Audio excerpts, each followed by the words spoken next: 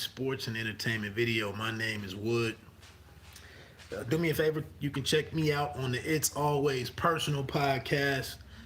New episode is up there. I think I put it up there Saturday. So that's up there. But It's Always Personal. It's available Apple Podcasts, Google Podcasts, Spotify, as well as Anchor.fm. This was kind of more of a bonus episode, just giving different thoughts and reactions to a lot of the headlines from last week. So check that out. Get into this review, this recap. Episode 2. My dog over here bugging. Episode 2 of Mare of Easttown, starring Kate Winslet. The episode is called Fathers. I just really like this show, man. I think it's good TV so far. It's just it's just the second episode, but I really like the and I watched the commentary after the first episode. Just listening to the producer, maybe the director, maybe one of the writers or something. Guy Pearce is also in the movie, and then Kate Winslet. And just hearing, what the goal of the show was and why they selected this project and why it's set in the place that it's set in Pennsylvania. And so, like I said, it's just very authentic. I think they've done an excellent job in fleshing out Easttown and giving us all the background, all of these different relationships, how everything is connected to one another. I like the diversity of the show. I don't feel like much of it is really forced. Again, I've been critical of, current shows or shows that are set in the current day, and there's no Asians or blacks or Latinos or whatever. I like the diversity in the show. And I mean, it's like a Rust Belt town or whatever. Is working class people, working class families. It's just like it's sitting down. It's like sitting down on a premium cable channel, watching a like a weekly, not Law and Order or Chicago PD, but it's just a very authentic show. I think that's doing really well for it in terms of drawing viewers in. I like Kate Winslet. And this character, Mare, she's very flawed. And we quickly, just in 2 episodes now, we've really learned about why she is Mare. And her son killed himself. I don't know how recently. I'm guessing within the last year or 2 on the show. She lives with her mother. She's very and she's just dealing with all this stuff, as a lot of people are. Like I said, a lot of shows try to give you all this sexual stuff, and they try to make the show all sexy, and it's all over the top, and you can't relate to none of it. This show is just like, it's just very authentic. So she's this lead detective, or this town's detective. The one thing, we kind of don't know if she's good at her job or not.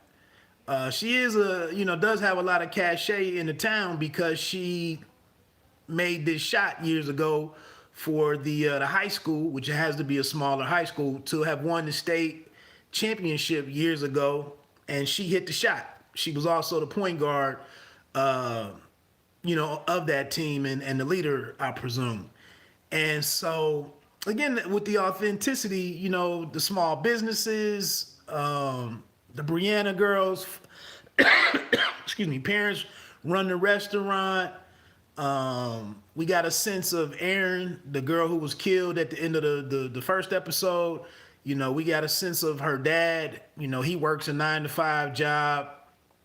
I didn't have a good idea of how old Aaron was until they, put the headline out there in the report, the 17-year-old girl being, the body being found of a 17-year-old girl. So, but in this episode, obviously the big reveal, spoiler alert, the big reveal was that Aaron has a child, and they picked a great character. This doesn't sound right, but they picked a great character to kill, to have as the victim.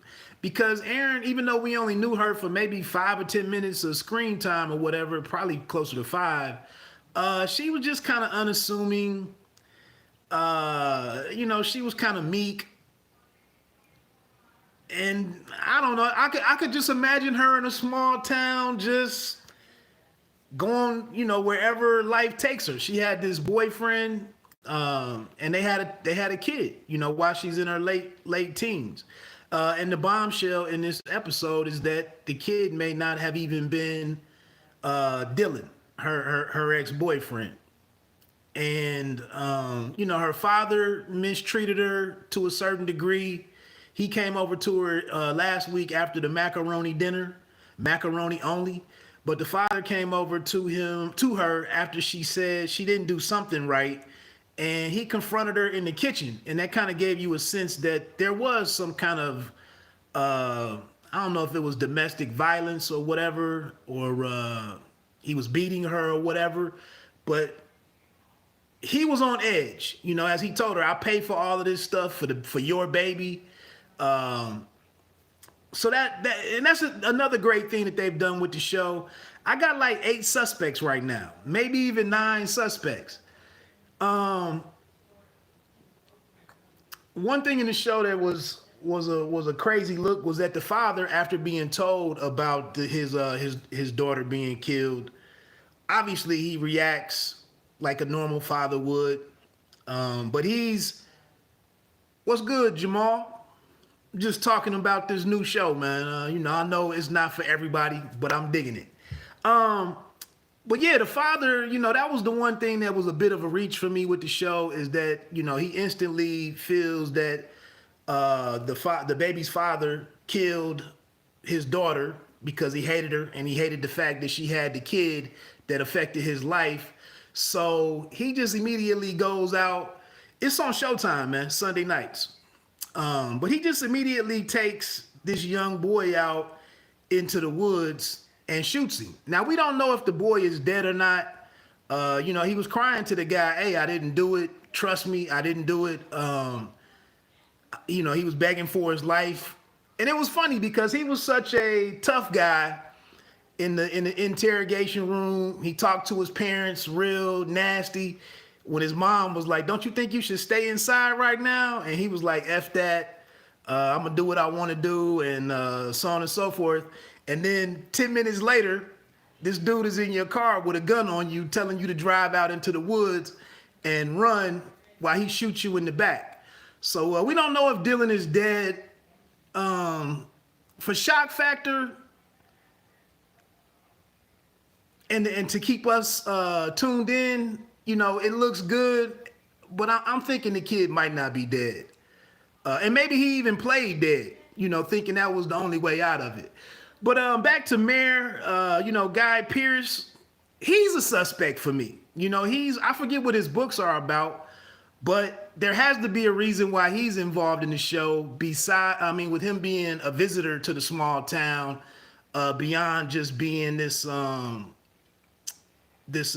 guest teacher or whatever he is. So, but Guy Pearce is on the show for a reason. So he's a suspect for me. The father or whatever at the church, obviously he's a shady dude. And I believe that's Mare's brother was the other church leader that was talking to him in the back, asking him about whether or not they could have done more for Aaron before she was killed. He's a suspect to me. Siobhan, Mare's daughter. She was a suspect to me. So they've done a good job at kind of misleading you or giving you some misdirection and making you look for clues on on who all of these people are. I may not have finished up on the bombshell thing, but at the end of the show, we learned that Mare's ex-husband, or the father of her two kids, I believe they got divorced. He may be the child. I mean, he may be the father of the child of the girl who was killed, Aaron. So we definitely want to tune in next week and figure out and see whether or not that information comes back to Mare, who's heading up the investigation. I don't know why Aaron's best friend and her mother went to go tell, I think her name is Lori, why they went to go tell her instead of going to tell the person that's leading the investigation on the girl who was killed. That didn't make any sense to me. But if you want to put a cliffhanger out there to get people to tune into the next episode, I guess that's why they did it that way. Other than that, though, you know, Mare's adjusting to having a partner. We don't know. Like I said, we don't know if she's any good at her job. She is the detective in this small town. How many big crimes have they seen throughout the years where she really had to do something? We do know that she hasn't found anything on the girl who was missing from her high school teammate. What's her name? Dawn, I think.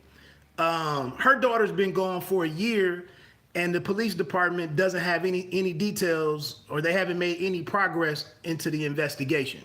So the chief brings in this investigator or detective who solved a cold case to assist with this. And obviously things are getting turned up in the city because the people want results when we're talking about teenage girls who are either dying or disappearing. So Mare comes in and gives the new detective, I think his name is Colin Zabel. She gives him a hard time. One, it's this dude, you know, he's not part of the team. He's an outsider. And it's also a reflection of her inability, you know, or her ineffectiveness in doing her job. But she kind of she lightens up on the guy eventually because he persists, you know, to be included in what she's thinking and how she wants to go about this, working this case.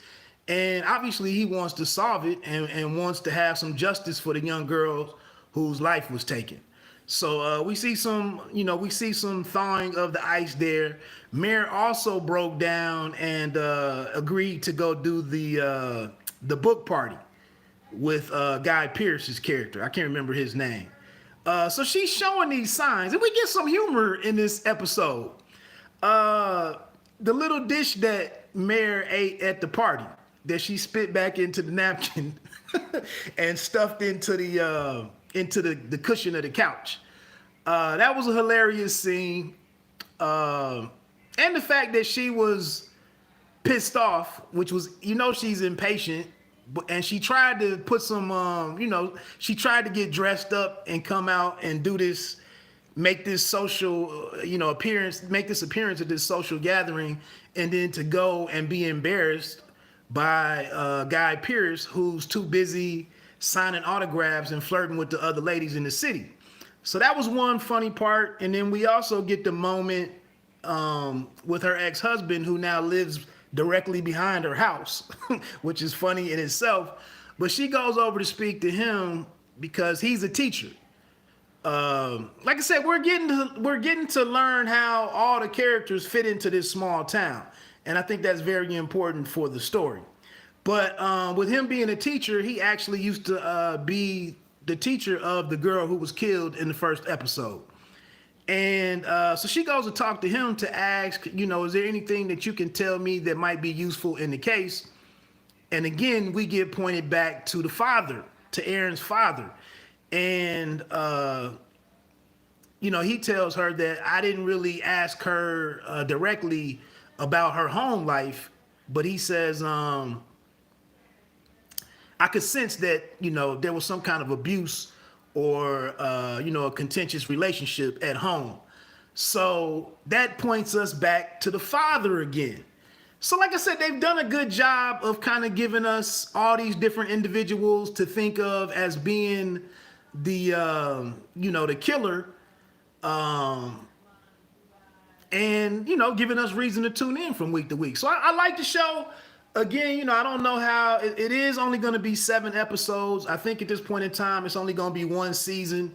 Um, the other thing was, oh, and that's another thing. We kind of like Frank, right? Her ex-husband. So for the end of the show to conclude with Aaron's best friend letting it be known that Frank might be the father of this 17-year-old girl's son, we were really kind of liking Frank because Frank put up with Mare, who's a handful. So that's just going to be a great part of the story to watch how that unfolds. Mare is already kind of pissed off with Frank that he's getting married again and that he lives with his wife right behind her. So it's, they have an interesting relationship going on. The other funny thing that I meant to mention was when she went to talk to Frank, she didn't say nothing to Frank's fiance. She kind of gave her the cold shoulder and asked for, the fiance offered for her to come inside and talk to Frank. And she was like, nah, I'll wait out here in the cold. And so Frank comes out and they do their little, they say hello and get caught up on everything. And then she asked him, have you guys set a date yet for the wedding? And she says, well, I guess, she said, I know I'm going to be the maid of honor. And Frank says something like, not a chance in hell or something. So we see different parts of Mare's personality. The other thing that we saw this week was when they did give us the big reveal on how her son killed himself while he's not on the show. She's still carrying that around, obviously. I mean, and understandably, she's still carrying that around with her, that her son committed suicide. We also learned from Siobhan, her daughter, that Mare is tough to get along with. Because she's dealing with her own shit throughout the years, she's just difficult for people to have relationships with. And Siobhan, her daughter, tells the new partner, she asked him, like, how is it working with my mom? And he was trying to be optimistic about it because that's his personality. And the daughter is sitting there like, good luck with that. And he tells her something about, lower your expectations with her and maybe you won't get your feelings hurt. So like I said, we've got a good idea about all the people in the town, all the different characters, how they're connected, what their pasts are. We have reasons why some of them could be the killer. We have a healthy list of suspects, who the killer was. The only thing that they didn't show this episode, and I'm getting ready to get off of here, the only thing that they didn't show us this episode was last week they showed us this character. The first person that we learned about was this prowler. And at the end of the show, Mare was driving through the neighborhood and she saw an individual looking in through somebody's window. But by the time she stopped the truck and went to go look in that alley, the person was gone. So this week, now that we actually have a dead body and this investigation has started up, we didn't see nothing. We didn't see any mention of that prowler. And obviously the prowler is a suspect as well. We just don't know who the hell that was. So that's kind of in a nutshell, a big nutshell. That's where we are with Mare of Easttown. Like I said, Sunday nights, HBO. It looks like you can't watch it on demand Sunday morning. You got to wait till the show actually airs before you can watch it if you like watching it on demand.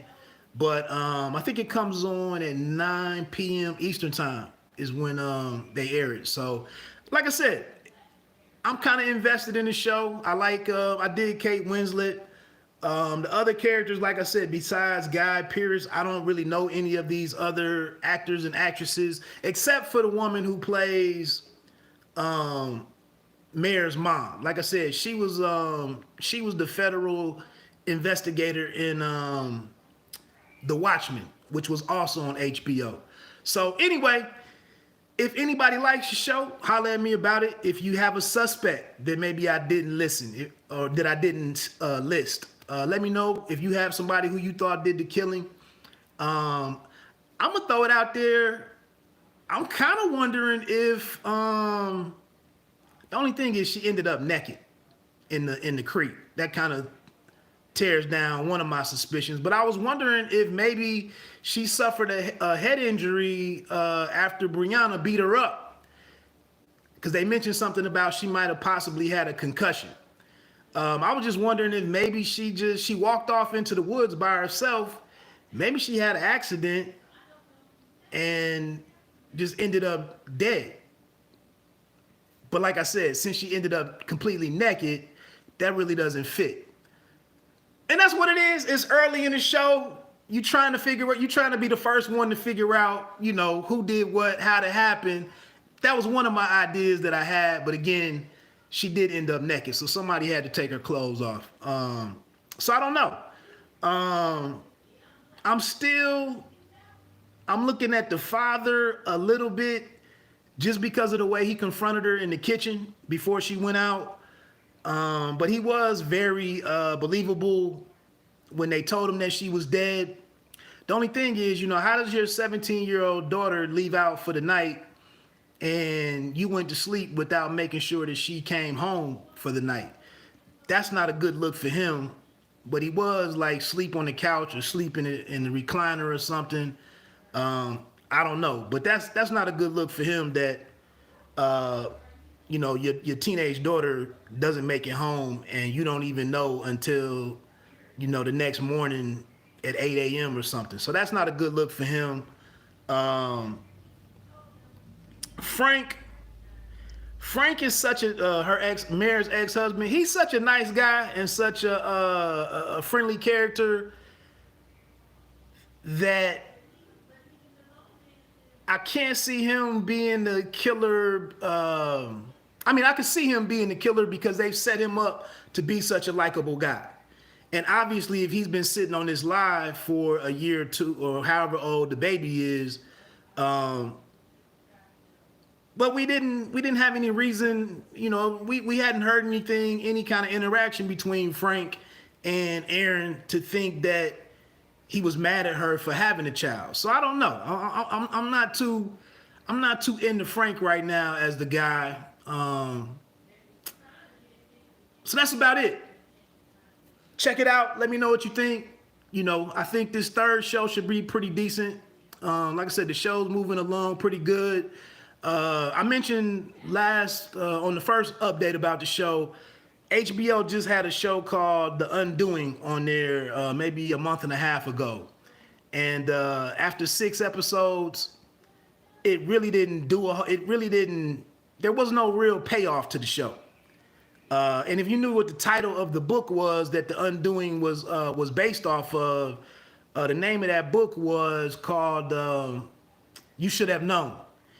And I think if we would have took that title literally, we would have known that what's his name, Hugh Jackman, or whatever his name was, that he was the killer. So hopefully with this one, that show was a little bit of a letdown after watching all 6 episodes and watching the finale.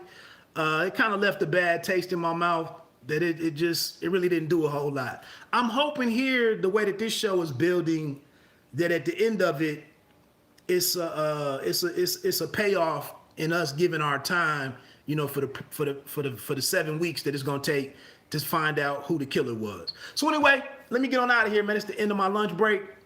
I might come back and do something on the show Them on Amazon Prime or Prime Video. It's set in East Compton back in like the 1940s.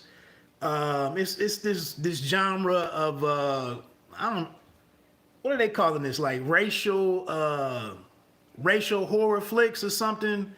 where is racism in it, and that's the reason for these ghosts or whatever. I don't know where I am with the show right now. I'm in episode like 5 or 6, and it's moving slow as hell, and it's just got you thinking that everything is scary or creepy, but you're not really learning anything about why, other than this neighborhood of white people don't want this black family in the neighborhood. I'm kind of losing interest in it myself, but we'll see. Let me get on off of here. Peace.